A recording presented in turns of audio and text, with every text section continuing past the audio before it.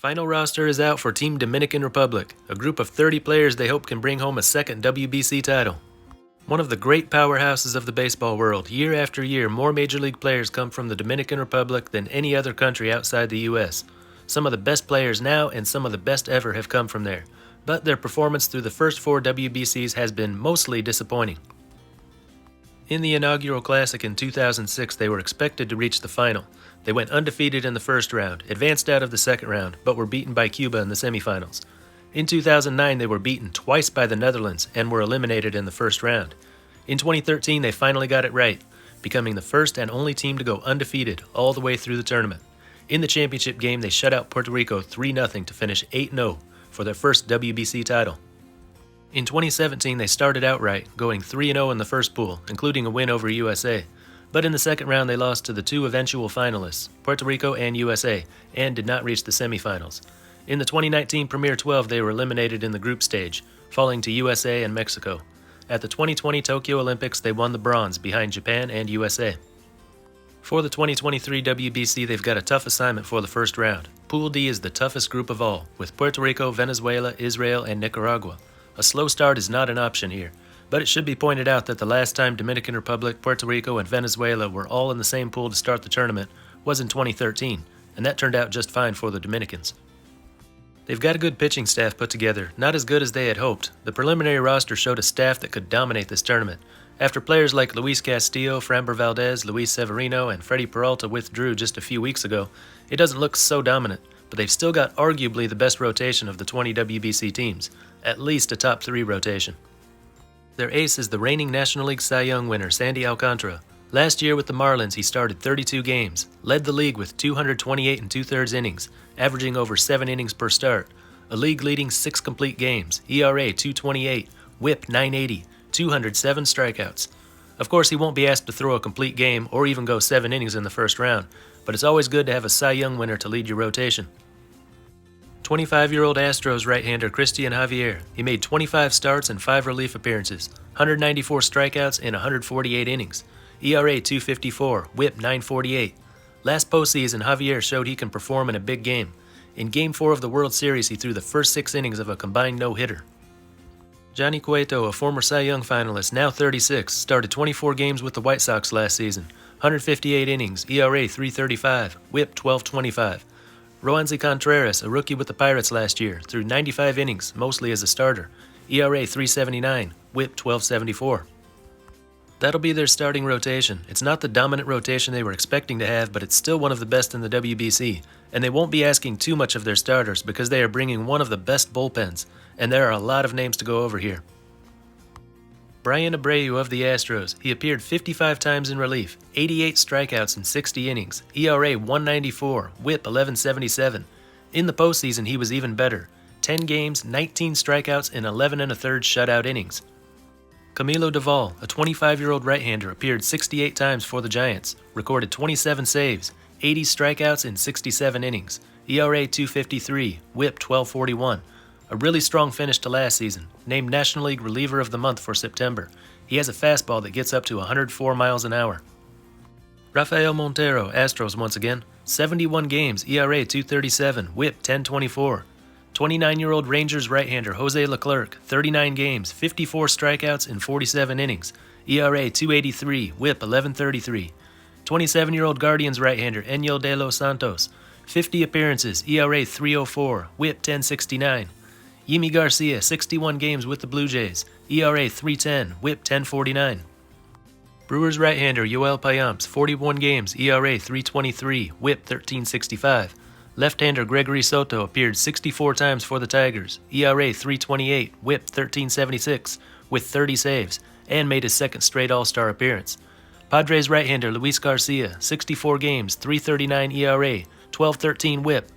30-year-old Angels right-hander Carlos Estevez, 62 games, ERA 3.47, WHIP 11.75.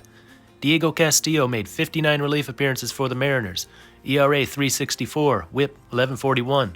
Hector Neris, another Astro, 70 games, 79 Ks in 65 innings, ERA 3.72, WHIP 10.10. Pirates lefty Harlan Garcia, 58 games, 3.74 ERA, 1,200 WHIP. Genesis Cabrera, a 26-year-old lefty, pitched in 39 games for the Cardinals. ERA 4.63, WHIP 13.21.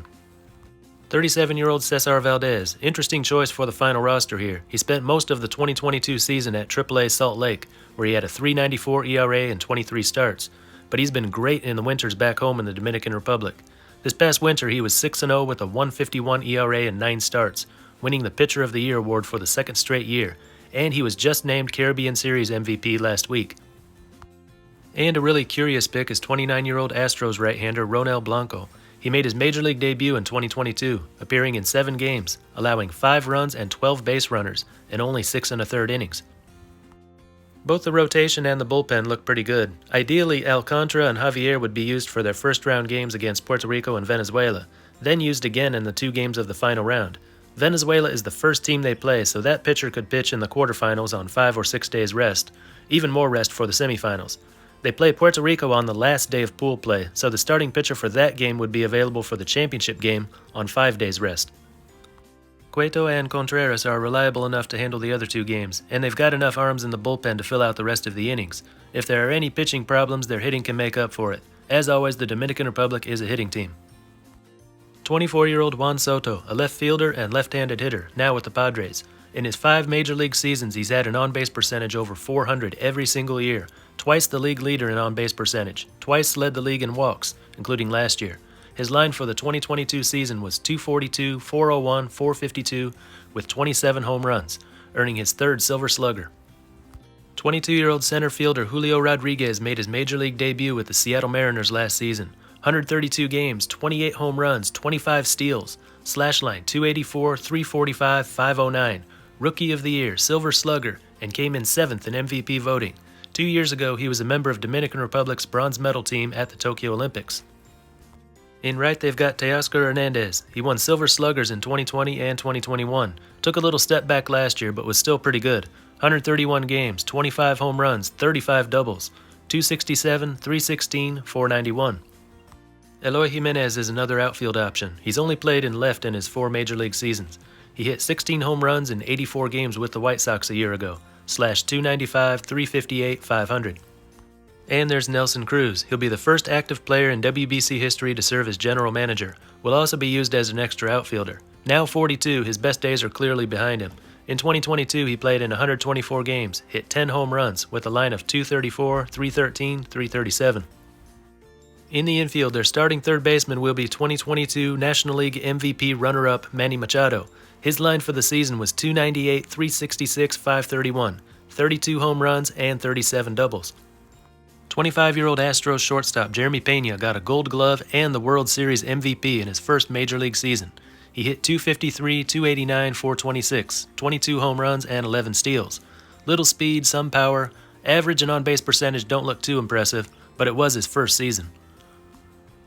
23-year-old Vladimir Guerrero Jr. should be their starting first baseman. MVP runner-up in 2021 when he led the league in home runs, runs scored, on-base percentage, slugging, OPS, and OPS+.